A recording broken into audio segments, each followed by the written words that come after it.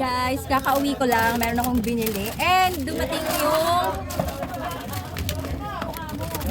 package ko from Tala. Thank you so much Tala. Pang paano nila to?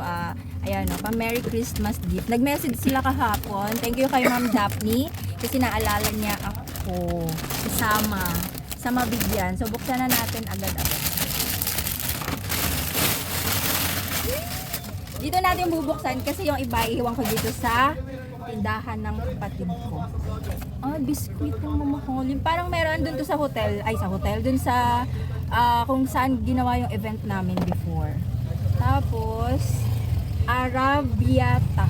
Tomatoes, Italian tomato sauce. Italian tomato sauce. Next naman, parang hindi ko to kilala mga brand. Ano to? Teo Pilo. Dark chocolate. Sakto. Dark chocolate. Yan o.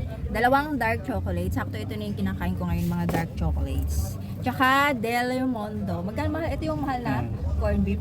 Isa lang eh. Isa lang siya eh. Gusto mo maging tatlo? Ayoko, hindi pa ako nakatikim nito. At saka sakto, paborito ito ni mother. Tsaka pauwi na si mama. Golden clear honey. Matutuwa yan. Tapos, oops. Eto ano to? Dahil pang pasta yata to, no? Hindi ko to alam eh. Siya may bibili.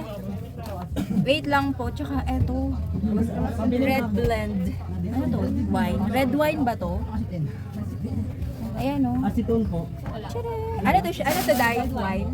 Red wine. Sakto ito. Dalawa tig-isa tayo. Belgian Choco Caramel Popcorn. Tapos kay mother, ito kasi gusto niya mga ganitong basket. Tapos ito sa kanya, honey. Kay mama. Uy, dark chocolate. Gusto mo yan? Ha? Dark chocolate?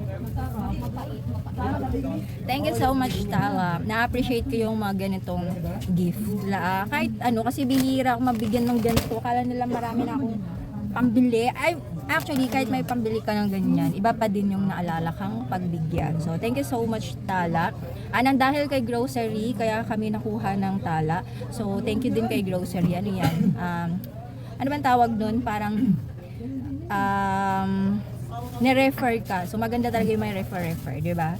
Thank you so much and Merry Christmas and a Happy New Year.